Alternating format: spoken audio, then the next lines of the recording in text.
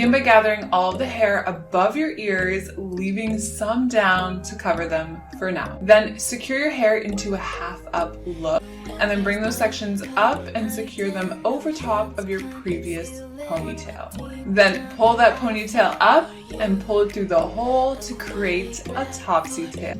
And then twist it a half twist counterclockwise, and then grab onto your ponytail and pull it all the way through that hole you created. Begin tightly twisting it clockwise, and as you're twisting it, begin wrapping it clockwise around your ponytail. And continue until you reach the ends of your hair, and then just secure it in place with some bobby pins. And then pull out some small sections to frame your face, and you're done. The perfect model off-duty bun, perfect to get your hair up off your neck during those warmer months. Hold all the gathered hair into a ponytail with your left hand and grab the base with your right hand. And then begin tightly twisting your hair clockwise about 2 to 3 times.